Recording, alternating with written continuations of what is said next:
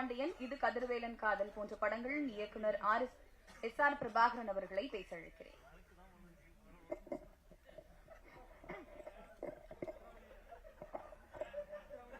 அன்புக்குரிய அனைவருக்கும் வணக்கம். ஒரு அழகான மாலை நேரம் இது. உயிர் தமிழுக்கு படத்தினுடைய தயாரிப்பாளர் இயக்குனர் ஆதம்பாபா அவர்களுக்கு வந்து ஒரு பெரிய நன்றியும் பெரிய வாழ்த்துக்களும். இந்த படம் ட்ரெய்லர் சாங்ஸ் எல்லாமே ஆல்ரெடி யூடியூப்ல எல்லாம் வந்து நல்ல ரீச்ல இருக்குது. சாங்ஸும் சரி, ட்ரெய்லரும் சரி.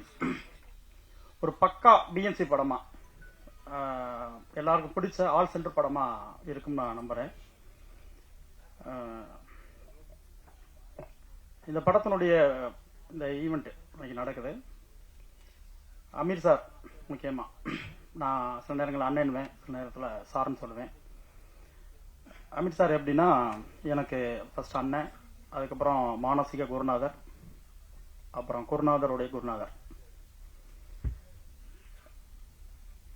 ஏதாவது நம்ம லைஃப்ல வந்து ஒரு கஷ்டமான சூழலையோ, ரொம்ப இக்கட்டான ஒரு சூழலையோ, நம்ம யார்கிட்டயா போய் வந்து ஒரு துணைக்கு வாங்க, என் பிரச்சனைக்கு வந்து கூட நில்லுங்க அப்படின்னு நம்ம கூப்பிடணும் அப்படின்னா, என் மைண்ட்ல ஃபர்ஸ்ட் வர்றது அமீர் சார் தான். அப்படி பல தருணங்கள்ல போய் நான் நின்றுருக்கேன். வெளியில தெரியாத நிறைய பிரச்சனைகள் எனக்கு இருந்துச்சு.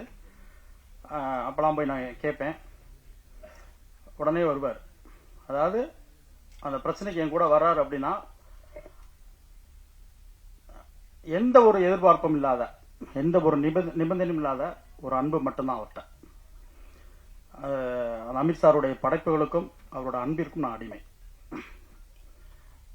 அதே மாதிரி என்னுடைய ஒவ்வொரு படத்தினுடைய ட்ரெய்லர், இசை வெளியீடு, இந்த மாதிரி நிகழ்ச்சிகள்லாம் வந்து திடீர்னு முத நாள், நாளைக்கு ஃபங்க்ஷன் அப்படின்னா முத நாள் போய் நிற்பேன்.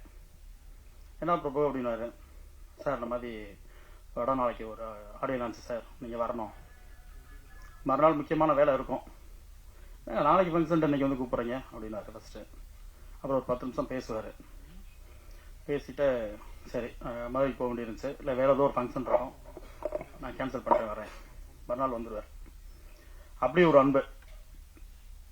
இந்த இப்ப உயிர் தமிழுக்கு இந்த சூழல்ல வந்து இந்த ஃபங்க்ஷன் நடக்க போகுதுன்னு தெரியும் போது நான் மனசுல என்ன நினைச்சேன்னா, சார் வந்து என்ன கூப்பிடுறாரோ இல்லையோ இந்த ஃபங்க்ஷனுக்கு நான் போயிடணும் அப்படின்னு மட்டும் என் மனசுக்கு தோணுச்சு. யதார்த்தமான இது சார் கால் பண்ணாங்க. அப்புறம் எங்க இருக்கீங்க அப்படின்னாங்க. சார் சென்னையில தான் சார் இருக்கேன், நாளைக்கு வந்து உயிர் தமிழுக்கு ஃபங்க்ஷன் இருக்கு, வந்துடுங்க சார். சார் கூப்பிடவே இல்லை, அவர் முடிக்க முன்னாடி நான் சொல்லிட்டேன். ஏன்னா அது எங்களோட கடமை, என்னோட கடமை. இந்த சூழல்ல உயிர் தமிழுக்கு அவருக்கு வருது. இந்த மாதிரி சூழல்ல அவர் அருகில் இருக்கணும்னு என் மனசு சொல்லிக்கிட்டே இருந்துச்சு. சில இடங்களை சொல்லிட்டு இருந்தாங்க, அவர் கூட நிறைய பேர் இல்ல, நிறைய பேர் போயிட்டாங்க அப்படி இப்படின்னு. அதெல்லாம் யாரும் எங்கேயும் போல, நாங்க அவர் கூட இருந்த எல்லாரும் அவர் கூட தான் இருக்கோம். இப்போ இருப்போம், எப்போ இருப்போம், அதுல எந்த விதமான மாற்று கருத்தும் எங்களுக்கு இல்ல. அது எனக்கு இந்த மேடையில் சொல்லணும்னு தோணுச்சு. ஃபர்ஸ்ட் எனக்கு வந்து இந்த ட்ரெய்லர் சாங்ஸ் எல்லாம் பார்க்கும்போது இது வந்து அமீர் சாருக்கு வந்து ஒரு செகண்ட் ரவுண்டு கம்பேக்கா, ஒரு செகண்ட் ரவுண்ட் ஆரம்பிக்குதுன்னு எனக்கு தோணுது.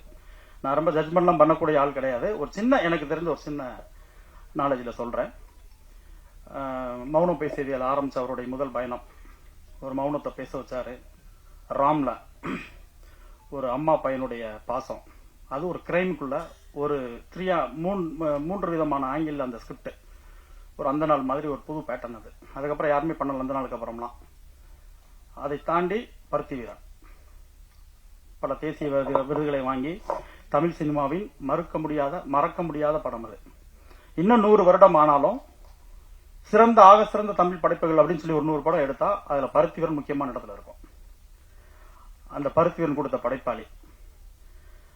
அதுக்கு பின்னாடி சில காரணங்கள், சிலருக்கு பதில் சொல்ல வேண்டிய சூழல்கள்.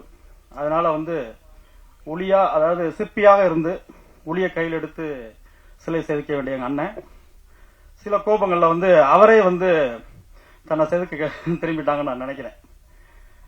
அது வந்து இங்க வந்து இப்ப வீண் போகல. அதுவும் வட சென்னை மாதிரி ஒரு கிளாசிக்கல் மூவில ராஜன் அப்படின்ற ஒரு பெரிய கதாபாத்திரம். இன்னைக்கு இருக்க தமிழ் ரசிகர் எல்லா மனசுலையும் போய் அப்படி போய் உட்காந்துட்டார். அதுக்கு பிறகு இந்த பயணங்கள் தொடர்ந்து இப்ப சில விஷயங்கள் எல்லாருக்குமே தெரியும். இங்க வந்து இப்ப முடிஞ்சிருக்கு ஒரு ரவுண்டு. இப்ப வந்து இப்ப சமீபத்தில் வந்து குரு பயிற்சி நடந்திருக்கு. நிறைய நண்பர்கள் உறவினர்கள் எனக்கு ஃபோன் பண்ணி சொல்லுவாங்க, குரு பயிற்சி நடந்துருச்சு, இனிமேல் நல்லா இருக்கும், சூப்பரா இருக்கும் உனக்கு அப்படின்னு சொல்லுவாங்க. எனக்கு ஜாதகங்கள் மேல பெரிய நம்பிக்கை இல்லை. இருந்தாலும் பாசிட்டிவா ஒருத்தர் சொல்லும் போது அதை ஏத்துக்கிறோமே அப்படின்னு அதை ஏத்துக்கிட்டேன். அது சந்தோஷமா இருக்குது. அந்த மாதிரி அமீர் சாருக்கு இப்பதான் ஒரு நல்ல டைம் திரும்ப செகண்ட் ரவுண்ட்ல ஸ்டார்ட் ஆயிருக்குன்னு எனக்கு தோணுது. ஏன்னா எவ்வளவோ விஷயங்களை கடந்து எவ்வளவு பெரிய உயரமான வெற்றிகளையும் விருதுகளையும் பார்த்துட்டாரு, தோல்விகளையும் பார்த்திருக்காங்க. எல்லாத்தையுமே எல்லா மனிதர்களையும் எல்லா சூழல்களையும் எல்லா சூழ்ச்சிகளையும் சந்திச்சுட்டு வந்திருக்காரு. ஸோ ஒரு மனிதருடைய எல்லா முகங்களையும் பார்த்துட்டு வந்திருக்காருன்னு நான் நினைக்கிறேன். அதுக்கு பிறகு செகண்ட் ரவுண்ட் ஆரம்பிக்குது. நான் சொல்ற இந்த குரு பயிற்சி இந்த ராசிலாம் வந்து அமீர் சார் ஏத்துக்குவாங்களான்னு தெரியல. ஏன்னா அமீர் சார் வந்து இஸ்லாம் மதத்தை பின்பற்றக்கூடியவர், நான் வந்து இந்து மதத்தை பின்பற்றக்கூடிய நபர். ஆனாலும் எனக்கு அவர் அண்ணன், நான் தம்பி தான். அதுல எங்களுக்கு எந்த குழப்பமும் எப்பவும் கிடையாது. என்னுடைய நாட்டார் தெய்வங்களை பத்தி அமீர் சார் வந்து எப்பவும் எந்த சிறு குறைகளும் சொன்னது கிடையாது, எந்த விமர்சனம் வச்சது கிடையாது. அண்ணனுடைய இஸ்லாம் மதத்தையோ நபிகள் பத்தியோ நாங்க எந்த விமர்சனம் வச்சது கிடையாது, எந்த குறையும் சொன்னது கிடையாது. இது இங்க மட்டும் இல்ல, இப்ப எங்க மதுரை பகுதியில் பாத்தீங்கன்னா நிறைய இஸ்லாம் மத உறவினர்கள்லாம் இருப்பாங்க. நாங்க மாமா மச்சான் தான் பேசிக்கிறோம். எங்க பகுதிகளில் உறவு முறையில தான் பேசிக்கிறோம். என்ன மாமா, எனக்கு வயது மூத்தவராக இருந்தா நான் மாமானுவேன், என்னுடைய வயது இளையவராக தான் மாப்பிள்ளைன்னு சொல்லுவேன். அவங்க வந்து இப்ப எனக்கு நான் ஏஜ்ல கூடனா என்னை மாமானுவாங்க. அப்படி உறவு முறையில தான் பல வருஷமா, இன்னைக்கு நேத்து கிடையாது, ஒரே உறவா ஒன்றாகி தான் நாங்க வாழ்ந்துகிட்டு இருக்கோம் அந்த பகுதியில். அந்த பக்கம் வந்தா உங்களுக்கு நிச்சயமா தெரியும். நான் ஒரு மேடைக்காக இதை நான் பேசல. அப்படித்தான் அமீர் சாருடைய அன்பும் அந்த அண்ணன் நாங்க உரிமையா சொல்லக்கூடிய அந்த விஷயமும். சோ இந்த செகண்ட் ரவுண்ட்ல வந்து எனக்கு மனசுக்கு பட்டது என்னன்னா, ஒரு பிஎன்சி ஹீரோவா, பிஎன்சி படமா, பக்கா பிஎன்சி படமா இந்த உயிர் தமிழுக்கு வந்திருக்கு. எப்படி கிளாசிக்கல் மூவில ஒரு ஏ சென்டர்ல ஸ்ட்ராங்கா ராஜன் நின்னாரோ அந்த மாதிரி இந்த எம்ஜிஆர் பாண்டியும் ரொம்ப அழுத்தமான ஒரு ரீச் கொடுக்கும் அப்படின்னு நான் நம்புறேன். இதுக்கு பிறகு பிஎன்சில நிறைய பிஎன்சி படங்கள் வந்து அமீர் சாருக்கு வரும்னு எனக்கு பெரிய நம்பிக்கை இருக்கு. வந்தா அமீர் சார் தவிர்க்காம அதை ஏத்துக்கணும். ஏன்னா இப்ப பிஎன்சி ஹீரோக்கள்லாம் வந்து கொஞ்சம் நிறைய இல்லைன்னு நினைக்கிறேன். எல்லாருமே ஷூ டைலாம் மாட்டிட்டு பேன் இண்டியா மூவிக்கு நோக்கி திரும்பிக்கிட்டு இருக்காங்க. ஸோ நம்ம மண் சார்ந்து, நம்ம களம் சார்ந்து, நம்ம கலாச்சாரம் சார்ந்து திரைப்படங்கள் வந்து கொஞ்சம் குறைஞ்சிக்கிட்டு இருக்க மாதிரி எனக்கு ஒரு ஃபீல் இருக்குது. ஆனா பிஎன்சி ரொம்ப ஸ்ட்ராங்கான ரசிகர் கூட்டம் உள்ள ஒரு ஏரியா. அந்த இடம் உங்களுக்காக காத்திருக்கு நான் நினைக்கிறேன். நிச்சயமா அதுல ஒரு ராஜசிம்மாசனம் மாதிரி ஒரு இடம் இருக்குது. நீங்க இதுல அமர்ந்து ஒரு பெரிய வெற்றியை திரும்ப செகண்ட் ரவுண்ட்ல ஆரம்பிக்கணும். அதுக்கு இந்த உயிர் தமிழ் முதல் படியை திறந்து வச்சிருக்கு நான் நம்புறேன். இந்த படத்தினுடைய ஹீரோயின் சாந்தினியா இருக்கட்டும், ஆதம்பாவா இருக்கட்டும், டைரக்டர், அவருக்கு எல்லாருக்குமே பெரிய வாழ்த்துக்கள். இமான் அண்ணாச்சி நடிச்சிருக்காரு, கஞ்சாகர் பண்ண சினேகன் இருக்காரு. அவருடைய வரிகள்லாம் கேட்கும்போது ரொம்ப ரொம்ப ஈஸியா நம்ம கிட்ட வந்து சேரும். அதை நான் சொல்லணும்ன்ற அவசியம் இல்லை. சக்தி சரவணன் இருக்காரு. எல்லாருமே மக்களுக்கு பிடித்த, ரொம்ப எல்லாருக்கும் ரசிச்ச நடிகர்களா இருக்காங்க. நிச்சயமா அந்த படம் எல்லாருக்கும் பிடிக்கும். இந்த உயிர் தமிழுக்கு, அதாவது எனக்கு நான் படம் என்னுடைய சுந்தரபாண்டியன் இயக்கி ஒரு 10 வருடத்துக்கு மேல ஆயிடுச்சு. இந்த முதல் படம் வந்து அப்ப வந்து ஏதாவது சோதனைகள் வரும்போதெல்லாம் நான் வந்து பாரதியாருடைய தேடி சூரநிதம் தின்று பல சின்னஞ்சிறு கதைகள் பேசி அந்த கவிதையை தான் முழுமையா அடிக்கடி சொல்லி தைரியப்படுத்திக்கிறேன். ஆனா எங்க அண்ணனுக்கு அமீர் சாருக்கு வந்து பிரச்சனை வரும்போதுனா அவர் என்ன பண்ணிடுவாருன்னா, எனக்கு தெரிஞ்சது அச்சமில்லை அச்சமில்லை அச்சம் என்பது இல்லையடா அப்படின்ட்டு ஒரு ஸ்டார்ட்ல அண்ணன் கிளம்பிடுறாங்க. அச்சம் அண்ணனுக்கு இல்ல, பக்கத்துல இருக்க எங்களுக்கு தான். ஏன்னா எதுக்கு அடிக்கிறான், வண்டி எடுத்துட்டாரு பையன், எடுக்கும் போது டாப் கியர்ல வேற அவன் ஆக்சிடென்ட் உறுதி, அடி அவனுக்கு கொடுக்க போதா அண்ணனுக்கு கொடுக்க போதா, ஏதோ நிச்சயமா காயம் இருக்குது, யாருக்கும் தெரியாம நாங்க பதட்டத்துல இருப்போம். ஏன்னா இந்த சூழல்ல இப்படி ஒரு நிலைமையில அந்த டிசைனை பாத்தீங்கன்னா, இந்த பக்கம் எம்ஜிஆர் இருக்காரு, அந்த பக்கம் கலைஞர் இருக்காரு, அந்த பக்கம் பிரபாகரன் அம்மா இருக்காங்க.